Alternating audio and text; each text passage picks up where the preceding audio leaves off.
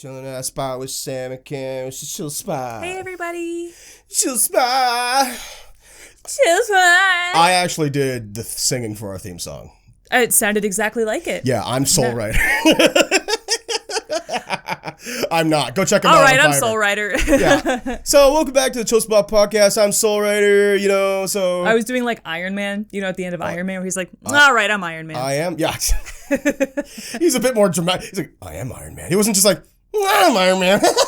Was it? I remember him being at a press conference and they kind of like cornered him and he was like, all right, fine, I'm Iron Man. No. He has the thing where he like, because I think I could be wrong. It's been a long time since I've seen Iron Man. But the way I remember it is he's at the conference and he's got the burger and he's eating the burger and he stands up and he goes, truth is, and he's going to like deflect and like deny everything. Yeah. And he goes, I am Iron Man. Like it's very like, he just tells the truth in that moment. Honestly, this is off topic of the topic that we are about to approach. But unpopular opinion, Iron Man, not my favorite Avenger. Really? Yeah. Great movie, though. I love the first Iron Man I'm the movie. least familiar with his movies. Wow. In the entire MCU. I really got to catch up on the Iron Men. The Iron Trilogy? Yeah. Well, because the Iron Man 1 is really good. Because it started off the MCU, right? Jon Favreau sort of kicked off with a bang. And then Iron Man 2... Is it technically Hulk the first MCU it's not. movie? Nope, it's not. We Googled it. Okay. Yep. Iron Man and Hulk came out the same year. Not even the end where Tony Stark comes in at the Hulk and is like, so... I need you for something. Yeah. Well, that only makes sense because Iron Man had come out already. Oh, okay. We Googled it. Like I believe you. I believe you. It's just like I don't know. For some reason, I always just remember the Hulk as the first one. I don't know why. Plenty of people do. Maybe because I want people to respect the Hulk. The Edward Norton Hulk movie. Yeah, it's pretty good. It's fucking fine. I mean, Edward Norton's a good actor. Yeah. Right? So like, it's great. Fine. Yeah. I'm not talking about Eric Bana. I haven't seen that one. I can't say anything about it. The fucking romance Hulk, where he like sweats out the Hulk at one point in the movie and looks like a big green Pop-Tart. He's a fucking idiot. But yeah, so to put a kibosh on that, we Googled it. Both came out in 2008. Right. Same year. However, Hulk came out in August. Iron Man in July. Okay. Or something like, like very close summer, together. Fall. Yeah. Like that kind of thing. Cool. You heard it here first, folks. But anyways, I'm the least familiar with Iron Man if I think about it. Yeah. I get where you're coming from because I mean, I kind of came into the MCU around maybe Thor. Oh, really? Yeah. That was like Thor came out before the first Captain America, I think. Did Thor come? Yeah. Okay. Yeah. Yeah, I think I started watching like Thor, Captain America, Avengers sort of deal. That's where it really because that's where it started to kick up because that's when they announced they're doing an Avengers movie. Yeah, and then like okay, if you want to see this Avengers movie, you got to see all the movies. Yeah. So you got to see Thor, you got to see Captain America, right? And like that, and you got to remember that this is 2010, going into 2012 is when Avengers came out. So lead up to that was like this had never been done before. Yeah, this is like brand new. Now MCU is old news, right? MCU is like, fucking million parts. And, great, another superhero. Like when people say I hate superhero movies, they're talking about Marvel movies. Of course, because they're so prolific now, right? Yeah, that's like what you think of first. And I don't blame people for that. I like the MCU. I totally get why people don't, though. But yeah, no, I got to get more familiar with the Iron Man movies. I just like, cool. It's not actually made of iron though. Well, it's metal. Like, of course, it's iron. Yeah, it's metal, but like it can't actually be made of iron because it like gets wet and shit, and iron rusts. Well, I'm sure there's iron. It's probably I'm sure Tony Stark made a composite metal for his fucking suit. He's a billionaire. I just think of all the metals to make a suit out of. Why iron? Well, because not even the strongest. I think the idea with iron is because it's the most prolific. Metal on the planet. Like out of all the metals on the planet, iron there's most of it. So I think like, listen, this is just a fucking harebrained tinfoil hat theory. But I think the reason why they went with Iron Man, despite him being a billionaire playboy philanthropist, is the idea that like he helps everyone. Yeah. Oh, and iron is really strong. Available to everyone. And iron is a really strong metal. It's not a weak metal. Yeah. There's no such thing as a weak metal. No. It's not the strongest, but like it's up there. Yeah. Yeah. I mean, Seance, Jack Kirby, and Stan Lee. And we'll see what they had to say. Yeah. They're probably like, well, iron is really strong, super fans, so that's what we went with. But that's the other thing too is that like I'm not a huge fan of like the superheroes who buy their superpowers, like a Batman and an Iron Man. Well, to be fair, Iron Man built the suit. I know he built the suit, but like he didn't like buy it on mail order. he got it, you know, like he paid for it to get the abilities that he has. If you take him out of the suit, like he's a decent combat artist, but like well, the whole like I can't believe we're talking about this right now. The whole thing with Iron Man is that like his character arc is he realizes that because he was an arms dealer.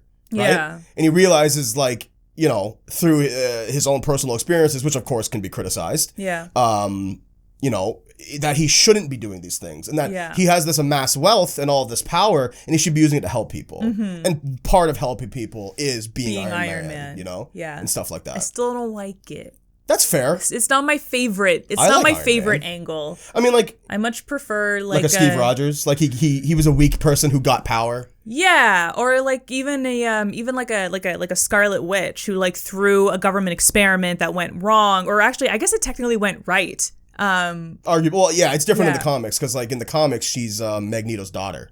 Oh, I didn't know that. Yeah. Okay. Same with Quicksilver. Is Magneto's I'm thinking like the OG story in WandaVision that we saw. Yeah. So in the MCU, she was touched by the Mind Stone. Yeah. And then like which is why she has a connection to Vision. Yeah. And and all that. Yeah. WandaVision spoilers, but I guess it's true. If you're a fan of the MCU, you've seen WandaVision. Honestly, like I could see someone not having finished WandaVision yet, so that's fair. But I much prefer like a bombastic, like crazy origin story where it's like you tripped upon a special rock and you touched it and it usually would kill you, but you are a special person who's like true of heart and like because of that you got powers. Or something you ever seen Chronicle? No. You'd like Chronicle then? Yeah.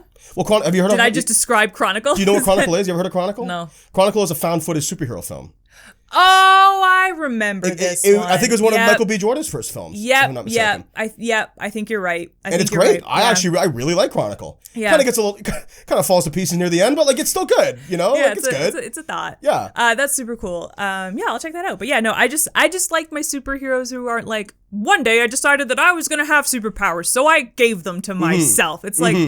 Great, okay. Well, see, I think. Listen, and this is the last thing we'll say before we move on. But it's like I think when you write the billionaire playboy philanthropist characters like Batman, like your Tony Starks, you need to write that as a part of their identity. Yeah, right. Like the criticism has to be there, or else it's not going to be grounding. Yeah, especially. Well, I feel like that's the zeitgeist of right now. You know, where like when Batman first came out, little kids loved the idea of like a rich dude who like could fight bad guys because he had like endless wealth, whereas like now we're a little bit more critical of wealth definitely in this day and age, which is also what I love about comic books is it reflects the social zeitgeist. It reflects the social zeitgeist. Yeah. So that's really interesting. But yeah, just like as a person living in this day and age, I'm just not a super huge fan of superheroes who can afford to be superheroes. Sure. Sure. That's not appealing to me. We should check out the Harley Quinn animated TV series that they did because it's a comedy. Twist my arm. And apparently, I've seen clips and it's so funny. But there's this part where Joker kidnaps Batman. Yeah. And he unmasks him. And he finds out that he's Bruce Wayne. And he's like, "You're Bruce Wayne." Come on. He's like, "You're Bruce Wayne." Really? And he goes, "Wayne Tech promised electric cars by 2020. Where's my car, Bruce? I put down the $40,000 payment." Like it's so funny. Yeah. But like that's how you should write that, right? Like that's how it should be written. Yeah, totally. And check that series out. I've seen a couple episodes and I think it's really funny. Nice. And they're sort of using the same cast of characters in the new Suicide Squad game and movie actually. Cool. But yeah. Speaking of comic books in the MCU, the only thing more annoying than the MCU is MCU stans. And that's what we're talking about today. Talking about standing. Talk about standing culture and the people who want Tom Holland to be in everything. Listen, I like Tom Holland too. You don't got to be in everything. Listen, he just had a birthday, okay? Go easy on him. I like Tom Holland. He's a good actor. Yeah. But for every role though? Yeah. For Nathan Drake though? That stands for you. Like, come on. Really? I could see who played Nikolaj something who played Jamie Lannister. Yeah, as Nathan Drake. Far better casting. Yeah, of course. Yeah. He would also make a great Joel from The Last of Us. But but he can't be everything. Exactly. There's no stands for that guy. No one stands Jamie Lannister. No. But no, hang on. Who got cast as Joel?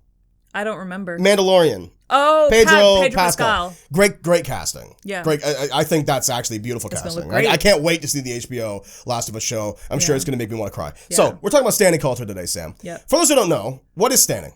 So standing is a term that originated We looked this up. We looked this up because standing Twitter has a Wikipedia page, which I also can't believe. And it's in the dictionary. Unbelievable. Yeah, the term stan is in the dictionary, both the noun and the verb conjugations of it, which is insane. I mean, like, it's cool, right? Because, like, language. But standing originated from the Eminem song Stan, which is about a crazed fan who writes Eminem letters and doesn't get a response and eventually drives his car with his pregnant wife in the back seat over a cliff to their deaths. Very tragic. Great song, though. It is also a portmanteau of the word stalker and the word fan. Which I did not know of. So stans are very, very, very passionate, dedicated fans who will do seemingly anything for their favorite celebrity, TV show, influencer, rapper, singer, you know, any kind of public figure. Yeah, which is crazy to me because we talked about this briefly before the podcast, and feel free to get more into it now.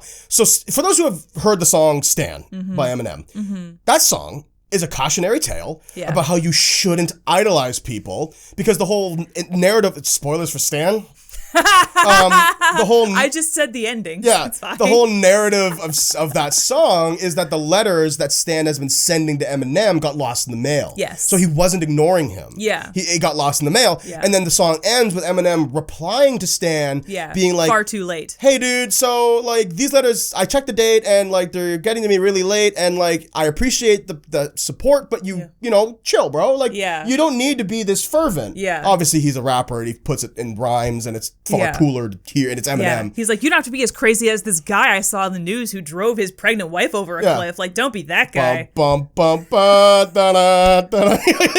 You know, like, you know, in a different tone, it could be a Curb Your Enthusiasm a little bit, right? episode. Yeah. Because Larry David going through the story of Stan. Somebody's sending Larry David like crazy letters and like. But he is getting them and ignoring them. Yeah, that would be. That would be the Curb episode. He would too. He would ignore them. But that being said, for anyone who has listened to the song "Stand" by Eminem understands that song's a cautionary tale. Yeah. So it doesn't make any fucking sense to me that we've just used the term "Stan" to describe Stalker fans now. Yeah. Because did anybody listen to that song? You don't want to be a Stan. That's people for you, right? Like they'll take it and it'll be like, okay, so we're not literally driving our pregnant partners off of a cliff. Because we didn't get letters. To my knowledge, no one has done that in real life. Sure. To my knowledge. Sure. But they're like, but that energy, that same level of energy is applied to celebrities all around the world. Listen, I get that it's literally a thing. My point is that like that'd be like people being like, yeah, we're murderers. And it's like, well, what do you mean? So, because we love watching true crime. It's like, well, you know, like, obviously that's not a perfect example, but like, do you get what I'm saying? Like, I mean, like, at the end of the day, like, words mean things, and it's kind of like, it's kind of fucked up that you took kind of like, it's kind of like removing the stinger from a rattlesnake. It's like, yeah, it's still a snake, though. Like, yeah, you know what it is? It's the logic of people who listen to the song "Swimming Pools" by Kendrick Lamar, and are like, "Drank," and it's like you just listen to the song. Yeah, like believe me, I love that song. I play it at parties. I'm just as bad as all these people. I'm not. But if you really, good for you. Wow, thank you. Okay, wow, look at the big brain on Sam. Thank you. But if you listen to that song, you'll understand that song is about alcoholism and how it's really bad that you shouldn't drink all the time. Yeah, well, it's about like Yeah. Well, it's about party culture and drinking too much and how it's negative. Yeah. Because Kendrick Lamar's a genius. Totally. But, but honestly, that's like not the thing that I'm the most mad at about Stan. It's more so the behavior. Yeah. See, standing as a concept doesn't bother me. It's more the practice that bothers me. No, the concept bothers me. Oh, do you? Yeah. Why is that? Yeah, go into that. Honestly, like the entire notion around standing is that you dedicate your life to this person, place, or thing. Like, okay. You are like the concept of a stan is that, and like people use it lightly, like as a joke. You know, I'll say, "Oh my God, I totally stan this burrito." You know, it's I'm not. It means that I really like it. But actual standing, like the Beehive, for example, Beyonce stans. You are supposed to dedicate your life and like most of your brain capacity to knowledge about Beyonce, stuff about her life, buy every single Ivy Park item that comes out. Get the whole collection every time it comes out. Buy every deluxe album. Do whatever you can to stream whatever documentary or visual album or movie that Beyonce is making. Like, spend all of your dollars on it. All of that shit. And I just think that level of commitment is not conducive to a productive life. And I just don't appreciate it. I think that it takes people... I think it robs you of living your life. Sure. And I don't think that's great. Okay. And I don't really... So you and I have a very different definition of what I was understanding. So the reason why I said that the practice doesn't bother me is because I was operating under the notion that people who generally call themselves stans... treat it like you just said. Like, oh, I stan this person. It just means you really, really like them. Yeah. However, if we're operating with the definition that standing is quite literally joining the cult, drinking the Kool-Aid. Yeah, I don't agree with that, obviously. Yeah. What I was understanding is that I had thought that the colloquial understanding of the word standing, understanding standing, is the idea that it's an exaggeration. It's hyperbolic. Yeah. Right? Yeah. I mean, like, the sort of like linguistic aspect to it is there, where you can take the word stan and not mean it as hyperbolically as you really intend to. Like I said, I can say like, oh, I stan this burrito. It's like, I'm not going to put a shrine to one specific burrito and commit my life to this burrito for the rest of my life. I'm just saying that I really, really like something. And that's fair. But this episode is about standing, so I'm thinking about like actual, because we're spending an entire podcast episode talking about stands, I'm like focused on those people who really throw their weight into, you know, their thing, whatever they love, into their thing. Okay, sure, okay, fine, that's fine. Then of course I don't agree with that. Yeah, obviously, I think that's unhealthy, and I think that having that kind of relationship to anything, is ultimately a negative thing. Focusing all of your life's energy into one thing, be it a person, any noun, into one noun, is not good. No, you like. If anything, I'm gonna argue that you don't deserve that as the stan. You don't deserve that because I think that standing is also rooted in capitalism. Oh, interesting. People say like, oh, if you're a stan, you'll buy this deluxe album of an album that was released 5 years ago that you already own. You're making monetary commitments. To this thing. You're not a true stan if you don't buy this documentary. Would you argue then, we can maybe get into this a little bit later, but would you argue then that like standing is almost like a human nature thing where we've just like, no one believes, like, okay, if you're a religious person, you believe in your religion, but no one believes in false idols, really. Do you think that standing has sort of taken that place? Does standing take the place of religion? Standing take the place of false idols. Yeah. The idea of like, I'm dedicating myself to this like a religion, but it's not a religion. Like Beyonce is not a religion, no matter how much the Beehive wants to tell you that it's a religion. Yeah. You know? Yeah, but they follow her and they mold their behaviors after her. That's interesting. Similar to like what a Bible would tell you to do. Sociology must be all over this shit. No wonder it's in the dictionary. I hope so. I hope someone's written a fucking dissertation on stan culture. About how this is fucked, bro. Yeah, I think people have written dissertations on specific stan cultures. Like I think people have written about like the Barbs, which is Nicki Minaj stans. Yeah. Wild bunch. And like the Beehive and Beyonce stands specifically. Totally. Because people are interested in like those figures, because like Nicki Minaj and Beyonce are just like cultural figureheads in their own rights with their careers and stuff. So obviously their stands are an aspect of them that is worth researching. Yeah. But no, I don't know. Granted, I'm not exactly reading sociological journals here, but I don't know that anybody's ever written anything on standing as a whole. I'd be curious to read that. That might be a fun rabbit hole to fall down there, girl. So Sam, with that in mind, have you stanned anybody?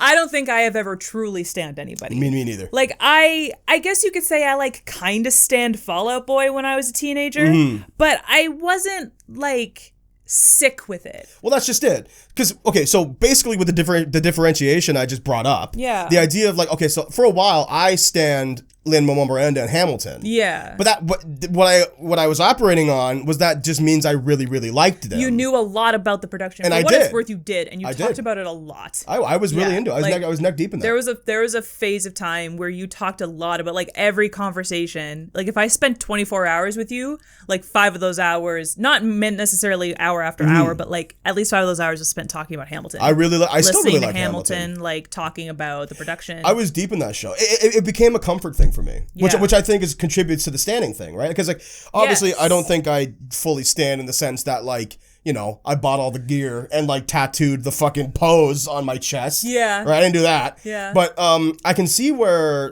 one could eventually get there though, because I was listening to Hamilton a lot because it was comforting for me. Because up until that point, I never really identified with anything super theatrical, despite being in theater school.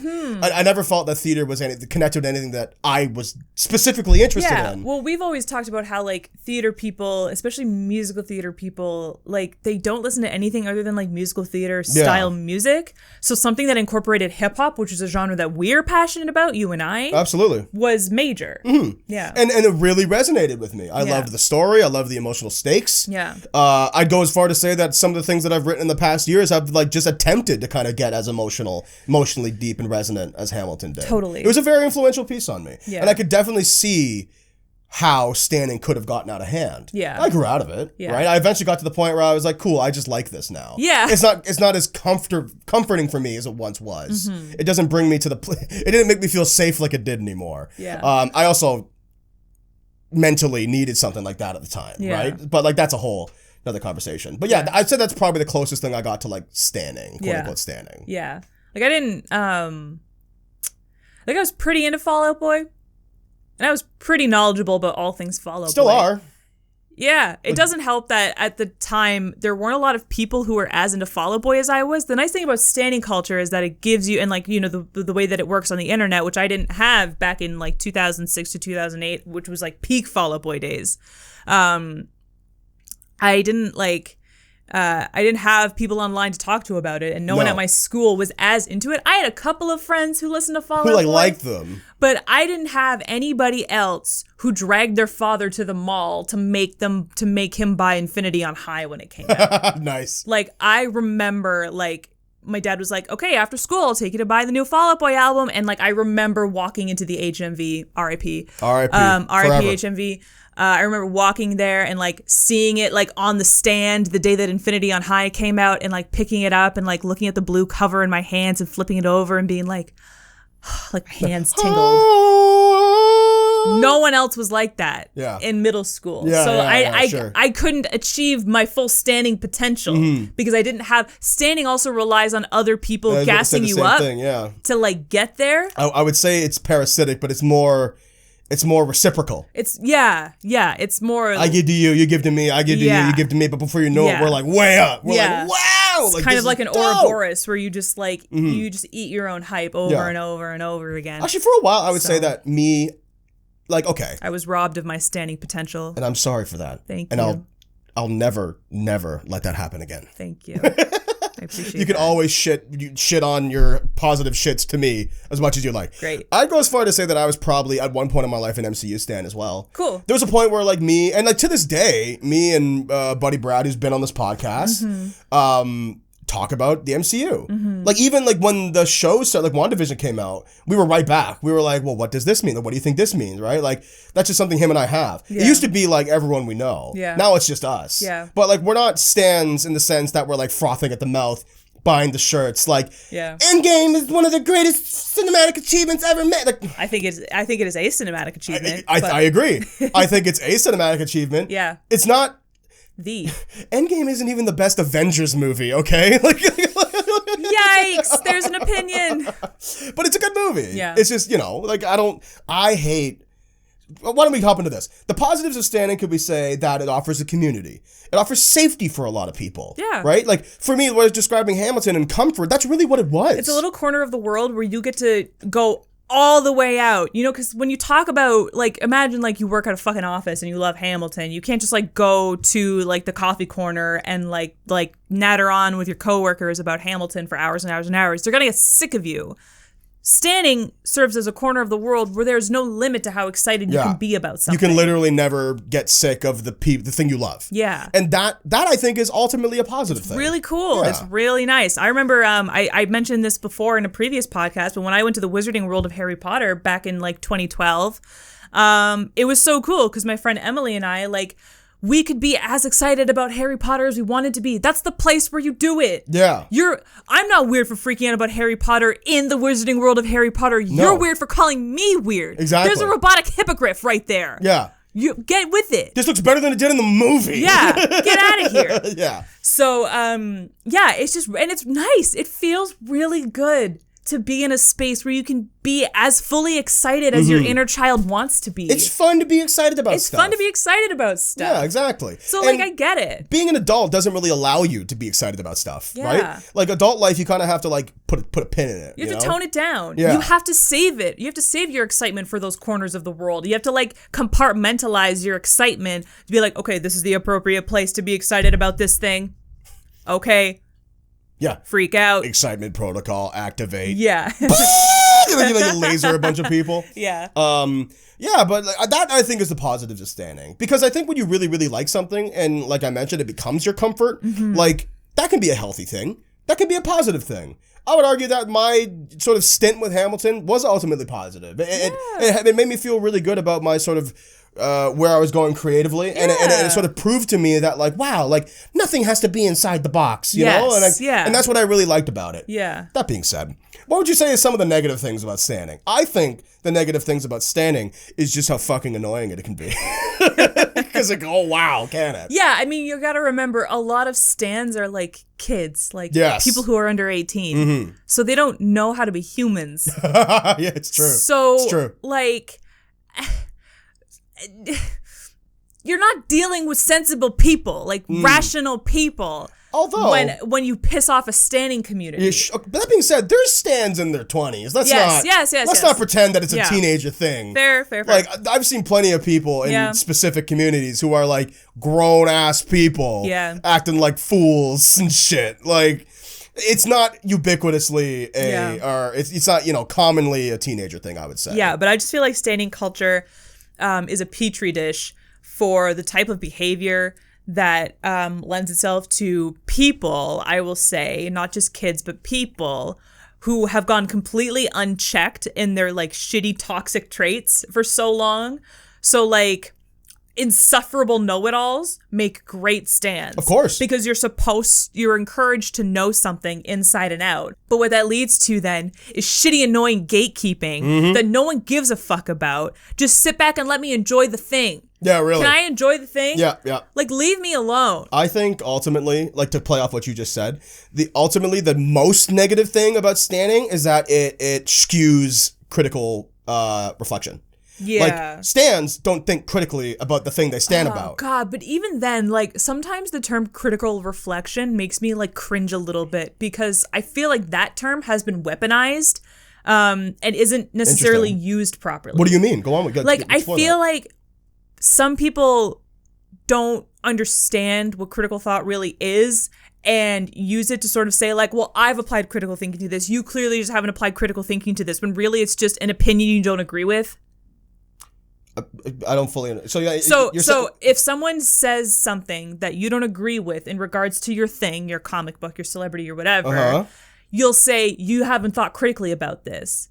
But maybe they have. Right. You just don't agree with them. Don't use the term critical thinking as a Band-Aid for, like, I just don't agree with what you're saying. Okay, so when I say critical thinking, I literally mean, like, your own specific opinion about it. Right. Like, I'm not trying to use critical thinking as a mouthpiece to say that I'm smarter than you and that I've thought about this thing you haven't thought about. Some people do.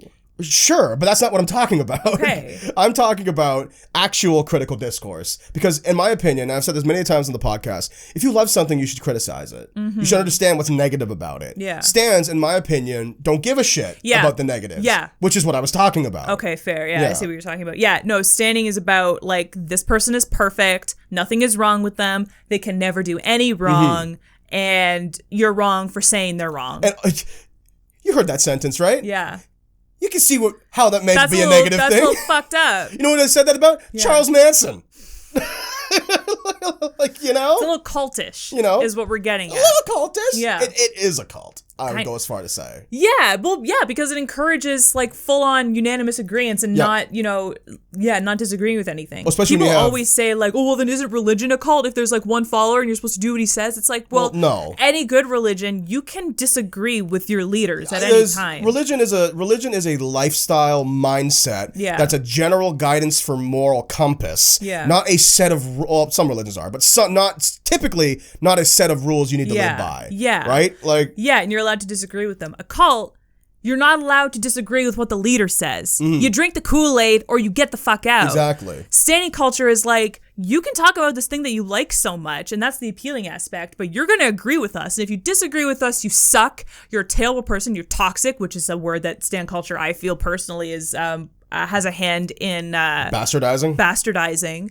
But like, you're toxic, you're not smart, you don't actually love this person, you're not as passionate about this thing that you claim to love as you say you are, get the heck out of here. And that is so weird. Oh, it's fucked up. So fucked up. It's fucked up. Yeah. Because especially when you have certain celebrities like Nicki Minaj, who like would weaponize her stands. Yeah. Who like sick them on other people. Yeah, we can pivot to that, which is like, that's pretty fucked up. Celebrities who know they have stands and use it as like an army.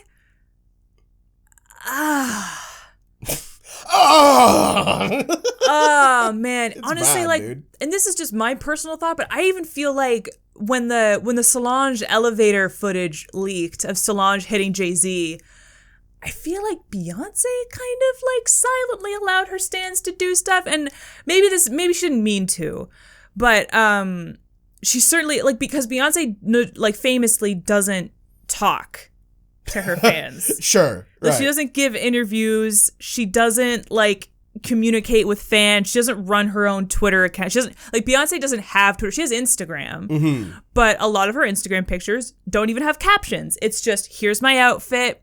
Like, here's a picture of Blue.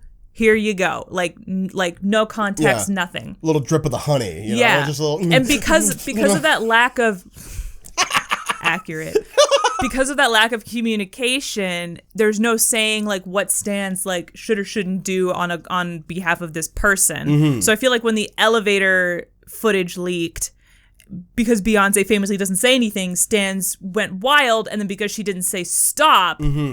It got out of hand. Well, in action. And it's like, okay, like, you're sticking to your theme where you don't say anything, but you should probably say, like, hey, fucking cut it out. Stop hacking into like people's mainframes to try and get information. Stop following people that you think are involved in this around. Stop like digging through people's trash. Stop going through people's Instagrams trying to find clues and evidence. Just leave it alone. Yeah. It's not your business. Just leave it alone. Well, I mean, inaction in and within itself is an action, right? Yeah. Like, by not saying something. Silence is violence and all that. Exactly. Like, she should have said something. I don't care how uncharismatic she might think she is. Not uncharismatic. Don't call her that. But, like, non-communicative. Well, I mean, because, like, isn't the whole thing with, like, I remember you talked about, like, cut this out if you want. Remember, didn't you talk about how, like, the reason why Beyonce doesn't do interviews is because we've seen Beyonce's interviews and they suck?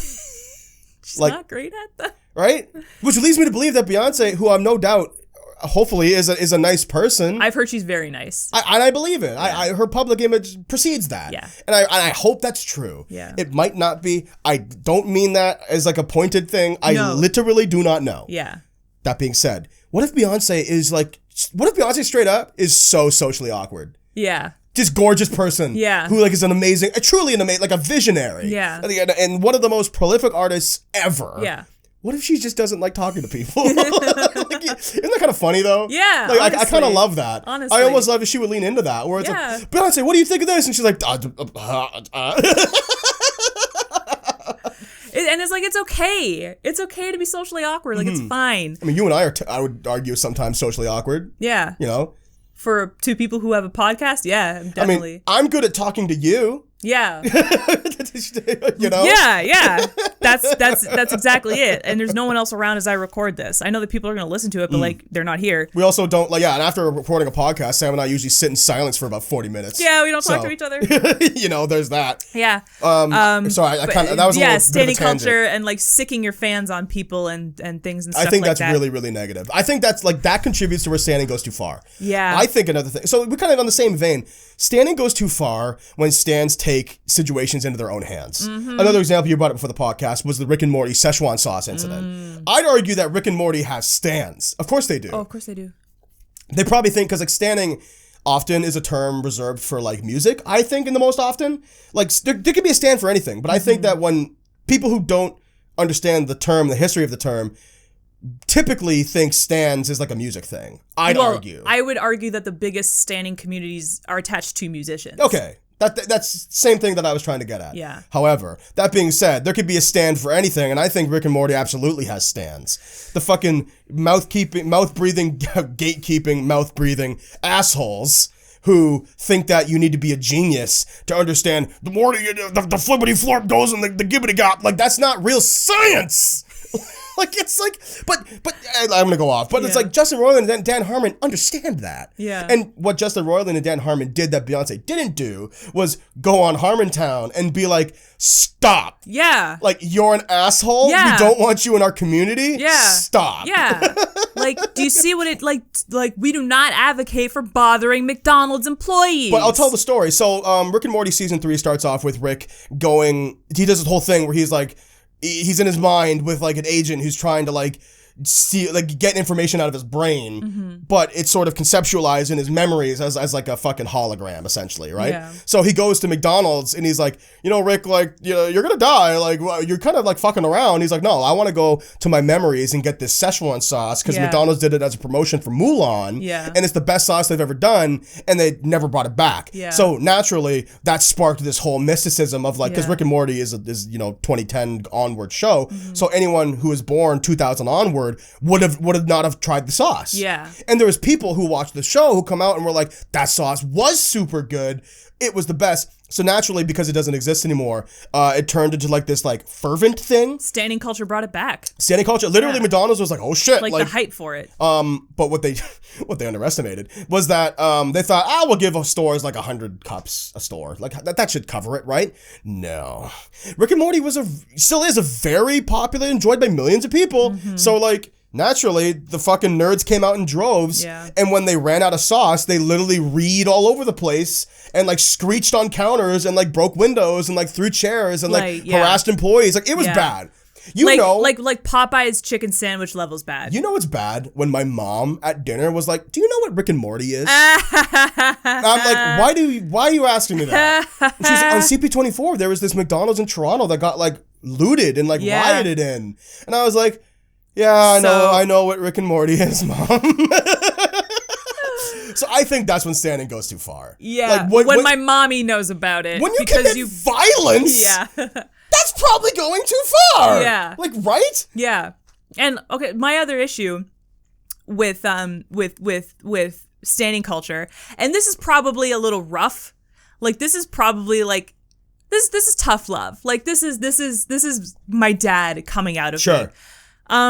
The thing that you stan doesn't care about you at all, and I don't mean that in a narcissistic in a pessimistic way, or like a looking down the bridge of your nose. Like, it doesn't care about you. The thing that you stan is a product, even people. Okay, Beyonce is a business, Nicki Minaj is a business, they have things to sell, and they have money to make, and they are using you to generate buzz so that they can keep making money. Even if you're not buying Ivy Park or, like Nicki Minaj's Fendi collaboration or Rihanna's Fenty beauty line. Sure. Your standing, your support leads them to deals in the business world that they can access because they say, look at the following this person has. We want them to promote our shit. And they benefit off of that. Now, I'm not saying that you shouldn't support the artists that you love and support. Of course I'm not. an artist. I thrive off of the support that we get from our friends and Naturally. family and people who watch our streams and listen to our podcasts and shit. Like, I'm not saying don't support your artists and don't enjoy supporting your artists. Please support artists. Learn things about them. Enjoy the art that they make. Enjoy the things that they're willing to share with you in public. Totally. But always keep in mind that they are a business. They have something to sell and there's money to make. When you're in the millions, they don't personally, literally care about you. No. Like, I'm sorry if that sounds harsh. It's not. But they really don't not. care about you. They can't possibly when you have 50 million fans all over the world. They can't possibly care about one person. Of course. And you know what? They shouldn't, because that's not healthy, right? Yes, yeah, exactly. Like, you shouldn't get personally invested in the lives of 50 million people. That's not okay. And that's not good. Let me tack on to what you just said. That's like, understanding what you just said is how you have a healthy relationship to this stuff. Yeah. Right? Where it's like, I like Rick and Morty because I think Rick and Morty is hilarious. Yeah. Versus, I like Rick and Morty because it makes me who I am. Yeah. And if I don't like Rick and Morty, then Dan Harmon won't suck my toes, right? Yeah. Like, it's just like, that. How is one, which what I just described, obviously an exaggeration, but how I just described any way, shape, or form healthy. Yeah. Right? And it's also like, and I mentioned this at the top of the podcast, but it's not productive to you. Yes. You as an individual deserve to have your own life and your own successes and your own version of, basically what I'm saying is, stand yourself, kids. If you're a kid at Stand home, Beyonce. How about you stand yourself? stand what you believe in there at home, kids. Yeah. But no, like, you know, Beyonce, Justin Roiland, I can't believe they're in the same category in this aspect. The D'Amelio sisters, Lady Gaga, they're TikTok stars. Oh, whatever. Lady Gaga, I think they were the first people on TikTok to hit 1 million followers. Oh, neat. Yeah. Good for them, I guess. Lady Gaga, Rihanna, Sierra, people. Yeah, we get it. Like, so, yeah. like people with large fan bases, they have their success already. Don't dedicate so much of your time in your life to loving them and uplifting them. Like, it's cool to uplift them a little bit because humans should just uplift other humans, and these are humans. But don't spend all of your time doing it. Yeah. Live, make time, the time that you can spend, you know, watching Homecoming for the 18th time. Like, I get it. Watch it once, watch it twice, watch it 3 times, watch it when you need inspiration. Don't be like, oh, like, I'm going to watch Homecoming once a day for a full year, like once a day, every day for a full year because I'm a Beyonce stan. That's time that you can spend investing in yourself so that you can make something good for yourself, you know? Like, I'm a person who loves TV and movies, and I was like, I want to get really into TV and film. I want to watch so much TV and film. And at a certain point, I had to step back and be like, if I want to get into TV and film, I have to make TV and film. So I've kind of fallen off of watching TV and movies in the last couple of years because I am too busy making it. Right. And, you know, the time that I could have been spending sitting in front of the TV, I've done all of this in that time frame. Take the time that you would spend standing all day, every day, 24/7, 365, and invest it in yourself. Sure. So what you're saying is that essentially, like, standing is great, and liking something is great, and being inspired by something is great, but use the inspiration. Yes. Don't just chase the high. Yeah. You know? Yeah. It's very fleeting. You will find it's very fleeting, standing is. The serotonin jump that it gives you doesn't last very long. I don't feel the same way how I felt when I listened to Hamilton for the first time, listening to it anymore. No. I have fond memories of it. You feel different. I feel different about it. Yeah. I have a new feeling about it. And you still get those good feelings. But it's not me jamming in my backyard, you know, ripping balls, feeling good, right? Like, that's a different chapter of my life, and it's been closed. Yeah. But I'm allowed to go back and be like, this was fun. Let it be fun, but let it be over, right? You know? Yeah. Let it be fun, let it be over. Yeah. Put that on a shirt. Yeah, totally.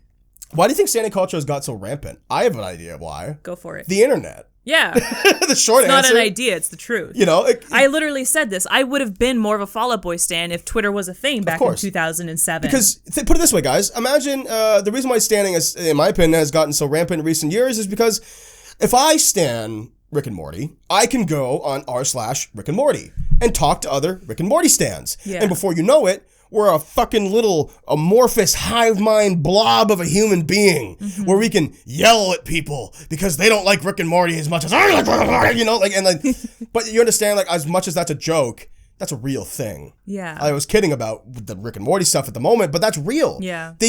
Like-minded people will find each other. Yeah. Which, of course, is a much larger issue. You can tie that to the fucking Capitol riots, right? Like, it's just, this is why it's been so fervent in recent years, in my opinion. Yeah. It's also like the disconnect and the pseudo lack of accountability that the internet coerces people into having makes you feel okay being as fervent as stan culture stans get to be. Because like you mentioned earlier in the podcast, no one's being criticized for their insane opinions. Yeah. Because when you're in a community that's so insular and everyone agrees with what you think, you never get checked. No. Right? Yeah. So you're allowed to be as bombastic as you want to be. About as friggin' passionate as you want. Yeah. Which, granted, I think has a lot of positives because in a way, but I do think that it can definitely get out of hand. Yeah. Which is, we kind of outlined why and how it gets out of hand. Yeah. But this is how it happens, right? Like, it's the same process as kind of heavy. It's the same process as radicalization. Mm-hmm. You know, you get into something, you start to think something, you look for people who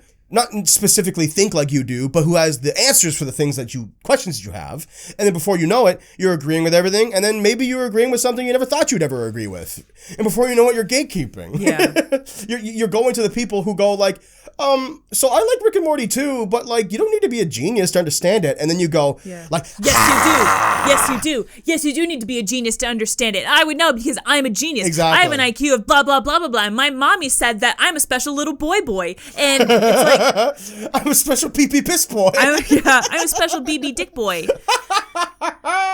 And it's like, I understand your need to feel special, and you have a right to want to feel special. Everyone deserves to feel special. This is not how you do it, mate. No. Yeah. Assaulting a McDonald's employee over a 20-year-old Szechuan sauce. Over a 20-cent dipping sauce. Yeah, which they like found the recipe for like under the. They're like, oh hey, check this out.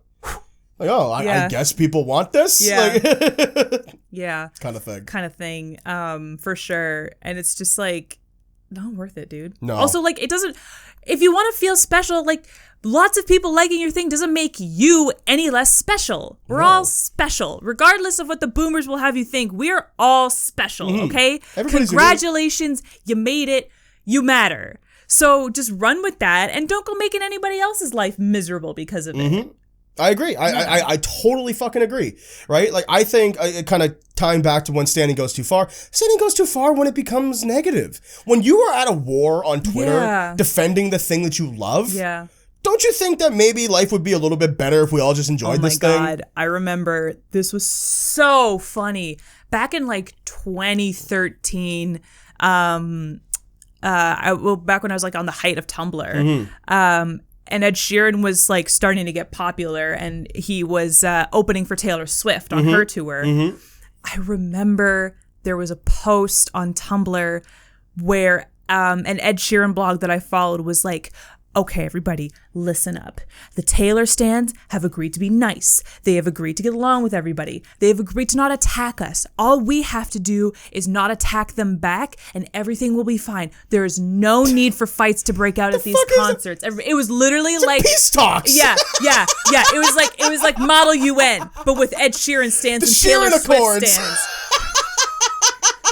The Sheeran Accords. That's what it was. Are you kidding me? That's literally what that is. They were like, don't start an argument at the fights. This isn't what Taylor or Ed want. Like Ed. Yeah. Call him like Ed. you're on a first name basis with Ed fucking Sheeran. Oh my God. And it's like, I read that, and like, even as a semi-radicalized, like not fully thought out, like 18, 19-year-old in 2013, I was like, this is stupid. What the fuck is this? Why do you need to be told not to be an asshole at an Ed Sheeran Taylor Swift concert? You're a person. Listen, I know you love Taylor Swift. Yeah. But you can't beat up Ed Sheeran fans anymore. Oh, man. That was like the first thing I was going to do. What's fucked about that? Like, okay, total sidebar. Talking about Ed Sheeran and Taylor Swift now. Yeah.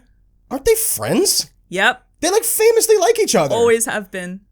So why do their fans want to kill each other? This is why stan culture is toxic. Because you'll like make rivalries out of things that don't exist. But I remember reading a story about how like when Ed Sheeran, like after Multiply, like, you know, he was already famous, but like got like famous. Yeah. They asked Taylor Swift, like, they asked her to tell a little story, and he had shown her Thinking Out Loud. Yeah. She was one of the first people who ever heard that song. Yeah. And I think she actually told him, was like, this is going to be a hit. Yeah. Like, this is going to be like a fucking hit. Yeah. You know? So like, they're obviously like each other. No, like, Taylor Swift is the reason Ed Sheeran is so famous. A lot of people would argue. And I didn't know that. She's definitely a huge contributing factor to it. And Ed Sheeran has, like, given her credit for this because she took him out on her tour. And that exposed him globally Little to do we everybody. know that the fans would turn on one another and rip each other apart at the seams. There was actual fights, like fist fights breaking out? I don't think so. Like violence? No, I don't think there ever was. But like this one Ed Sheeran blog that I was following on Tumblr in 2013 was very much like, listen, this doesn't have to be, you know, it doesn't have to be this way. This doesn't have to be One Direction versus the Wanted fans. It can be it can be peaceful. It can be good. You don't have to fight anybody. Holy shit. Okay, before we move into our last point, Sam. Yeah. What do you think are the worst stands in the world? Because I think, like, off the top of my head, like, Rick and Morty's up there. Like, J. Cole stands are up there. Yeah. Like, I'm trying to think, like video games. Video games are weird because video games come and go, right? Like, Call of Duty stands could be annoying, but they're not nearly as bad as they used to be. Yeah. Not as fervent. Yeah. What do you especially think? because I feel like Call of Duty is just like it's just such a... People let Call of Duty fans do their thing. People are just like, they're over there. It's fine. It's also like, they're I don't know. enjoying the game. Who yeah, cares? I also feel like Call of Duty, there's a healthy, I can't believe I just used that word in attribution to Call of Duty, but like there's a healthy balance between casual players and hardcore players who play this game all the time. They figured out how to make it fine. So like, you know, it's kind of weird to say you're a Call of Duty stan because it's like, yeah, I also play Go Fish. Like, I breathe air. Yeah, water is wet. Do you have a console? Then you probably own or have played a Call of Duty game. You know? It's friggin' everywhere, right? So that's not a good example. But what do you think? What are some examples you can think of? You mentioned Beyonce and Nicki Minaj. Beyonce, Nicki Minaj, Barty Gang is also Cardi B. Yeah. Yeah, well, because like the Barty Gang and the Barbs notoriously don't like each other. They are like a Black Lady sketch show has a great sketch called Rome and Julissa that you should all. It's on YouTube. You should all check it out. But it's Romeo and Juliet. But that's funny. It's a Barty Gang member and a Barbs falling in love with each other. That's hilarious. It's so funny. And I'm not knowledgeable on this, but I think it's also in iambic pentameter. Wow. Like it's really good. It's very well done. That's dope. So there's like a prologue and everything. The prologue is like the DJ who like throws on a Barty song. It's so funny. That's brilliant, though. I have to show it to you after this. I want to see. So good. I want to see that be like a movie. Yeah. Like I want to see like a full production of that. Yeah, it's so good. I think that's brilliant. So yeah, like the Barty Gang and the Barbs are always at each other because Nicki Minaj and Cardi B had beef a while back. I do think that the Bayhive is interesting because it's been around for so long. Mm-hmm. So you have older bass stands and younger bass stands. Generations. And you have generations of bass stands. Oh my God. So you've got like the older bass stands who are like, I remember when back in my day, like my top 8 was all Beyonce stands. And then you have like the frothing at the mouth like newbies who were like, Beyonce the best. Like all that shit. Okay. Which is interesting. I also think that Taylor Swift stands are toxic as shit. That's another one. Ed Sheeran stands another one. We just talked about them. Yeah, but I think that Taylor Swift stands specifically because she is such a... She's like fallen in and out of like mainstream public favor over the years. There's like the era where it's cool to make fun of Taylor Swift, and then there's the Taylor Swift is cool era, and then she kind of does something and it makes her go back to being made fun of, and then we don't make fun of her so much anymore. So her fans are super sensitive about that and defend her like tooth and nail. They're like, I've loved Taylor Swift. I've always loved Taylor Swift. I never go back on my love for Taylor Swift. Taylor Swift has always been perfect. She will never not be perfect. She was born perfect. And it's like, relax, okay? She's a blonde white woman. She's fine. She doesn't need all this. She's gonna be okay. She's gonna be okay. She could lose all of her money and be fine. It's fine. I don't know about you, but my opinion of Taylor Swift has changed a lot in the previous years. Where it's like, I just don't have the energy to hate someone that I don't know, don't care about. Like, I don't give a fuck. Yeah. If anything, I feel bad that Taylor Swift gets so much attention because I get the impression that she doesn't like all of it. I'm also getting the impression that like over the years, Taylor Swift has grown. Like she's really grown up. Mm-hmm. So like, you know, my thing that really did me in with Taylor Swift was the Kanye West Kim Kardashian phone call stuff. and Yeah. Kim Kardashian phone call. Pretty scuzzy, I'm not gonna lie. That was pretty I was scuzzy. like, that's really shitty. And it kind of seemed like she was doing the thing where she weaponized her fans to make them mad at Kanye West. And I was like, you know, Kanye West wasn't my favorite person at the time because he was doing dumb shit. That was the beginning of clown Kanye. But I just, you know, white women using their power to shit on black people is just like not ever my favorite thing. Mm-hmm. I don't care who the black person is. That's fair. No one deserves that. And I don't like that. It makes me feel icky. Yeah, especially when it's so...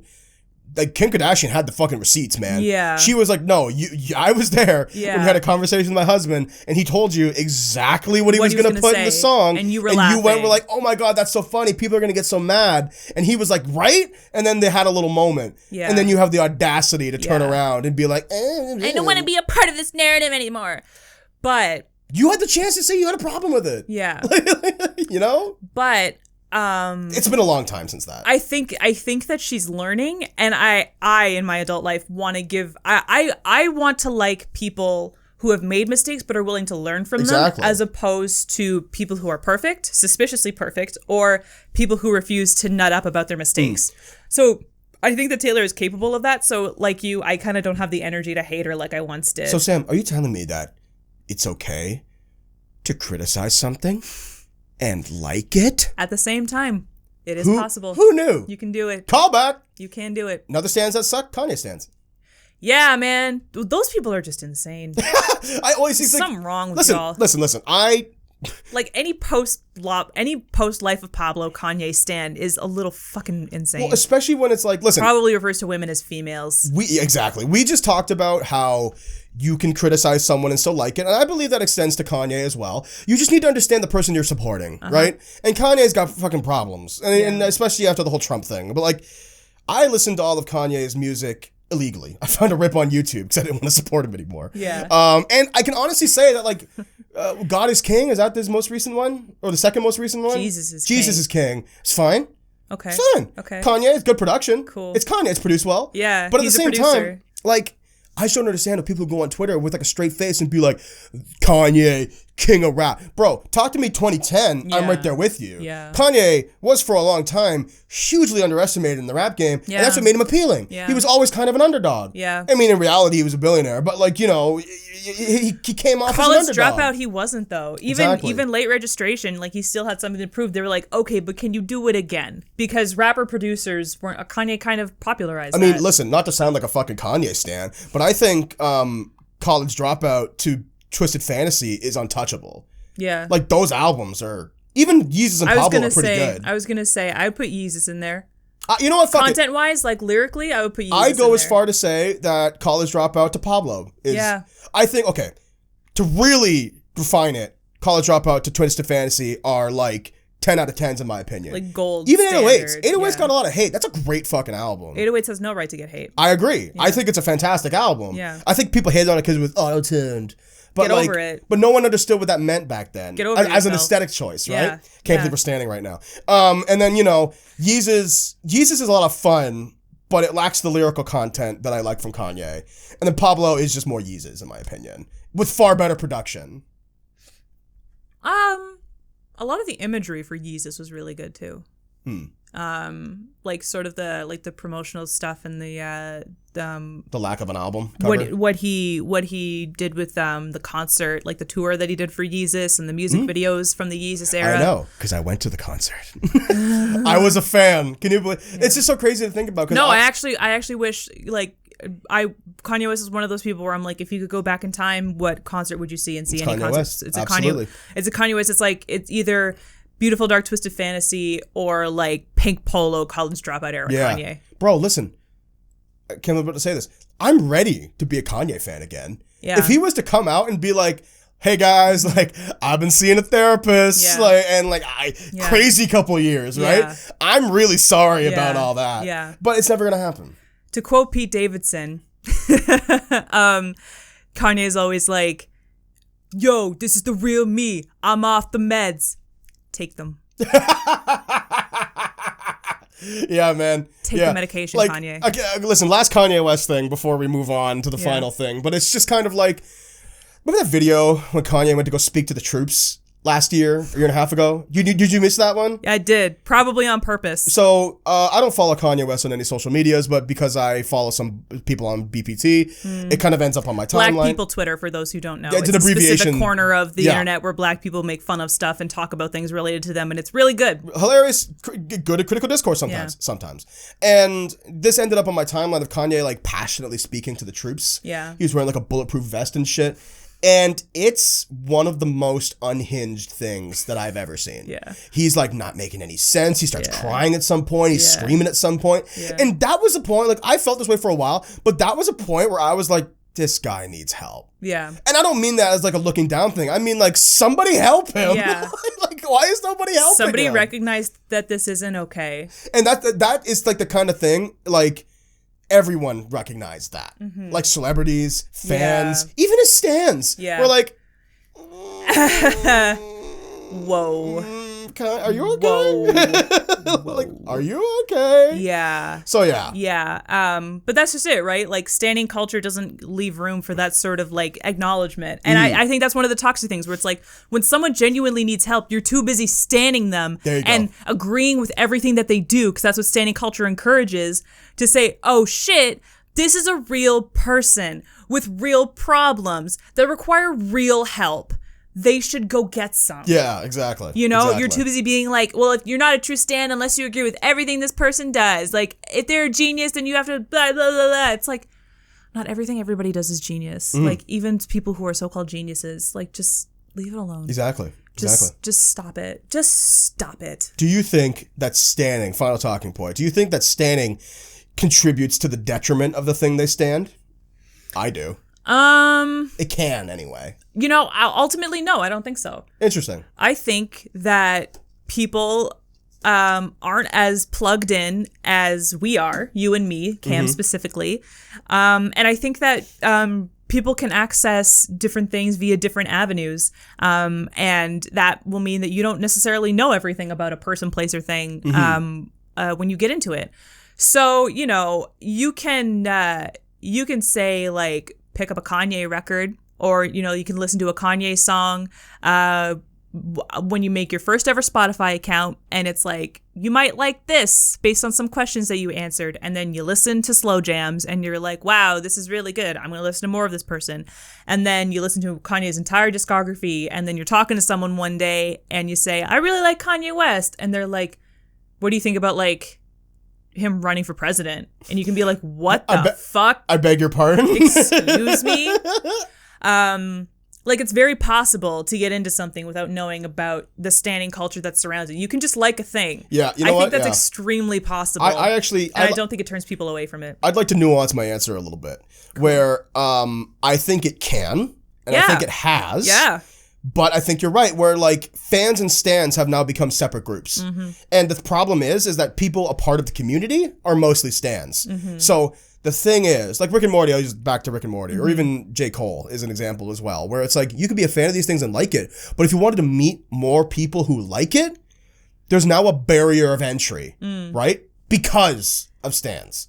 Who are now gatekeeping, who are now off-putting, who could be totally. I mean, especially when there's a reputation that precedes them. Another group of stans that people shit on all the time of something that I happen to really like is Steven Universe. Every time, 100% of the time, I'm like, I love Steven Universe. 100% of the time, someone goes, "Isn't the community terrible?" Like any time, every single time I bring it up, And you know what? Every single time, I have to be like, "Yes, it is." However, that's not the show's fault. You can't not watch the show. Just don't go on the Reddit. Just don't go on the Tumblr. Like, just like the show. Because it's great. You know? And that is, I guess, my final answer. So I guess your thing is that, like a standing culture may not deter you from the thing, but it will deter you from talking to other people about it. But the thing is, though, like, and with Steven Universe as an example, I know people who refuse to watch Steven Universe because of what they hear about the community. Right. And they think that the show fuels the community, and on some level it does, but it's not like the show is telling people to go out and scream at people, right? No. That's what the fans have taken. Rebecca That's what the Sugar stans is have taken. begging you not to do that. Exactly. So yeah, that's the thing. It can be a detriment, and it has been a detriment, but I do think that it won't sink something. I've yet to see stans sink something. Yeah. That's yet to happen. Well, it's like I said at the beginning of the episode, where, like, stans are still support, and support won't ever sink a project. It just can't, because, you know, as far like you can have 50 million followers and 40 million of those can be stans, but you know, if Reebok wants to make a shoe with you, they'll say, you have 50 million followers on Instagram, let's do business. Of course. Yeah. That's sort of the... Doesn't matter that literally 40 million of those people are the most toxic, insane human beings on the planet. Okay, they will buy the shoe, so they want to do a deal with you. You can't sink that. That's impenetrable. Right, yeah. So with that being said, if you're a Chill Spot stan, be sure to go on Twitter and scream at other podcasts about how much better we are. That was a joke. Don't do that. Make sure you go to Haven't Seen It podcast. Tell them that they're shit. Tell them Cam sent you. No, listen to them. They're our friends. They're amazing. Yeah, we love them. But thank you guys for listening to the Chill Spot podcast. This has been a great episode. Yeah. It is now the end of the episode, though. You can find us every Tuesday at Spotify, Google Podcasts, Apple Podcasts, Podbean, or YouTube. We upload at 3 p.m. on YouTube, and a little bit earlier on all those other streaming services. Podcasts die by, word of mouth. So live and die. Did I say die? Yeah, you just said die. Podcasts live or die by word of mouth. Podcasts die when you tell people about them. Podcasts die, so don't tell anybody that you heard this. Don't refer to me ever. Please share us with your friends, you guys. You have no idea how much it helps. We have a YouTube channel. Be sure to subscribe there. If you're listening on a service that has reviews, leaving a review is so helpful. 5 stars, thumbs up, anything you can, all the way across the board. If you liked this, we stream 3 times a week at twitch.tv/chillspot. It's basically this, but live with games. And you can talk to us, so it's fun. Yeah. We got a lot of stuff in the docket, guys, so be sure to stay excited, stay updated. We have more content on the way. And yeah, thank you so much for listening, and we'll see you guys next week. Stay safe, stay well. Bye, everybody. Goodbye.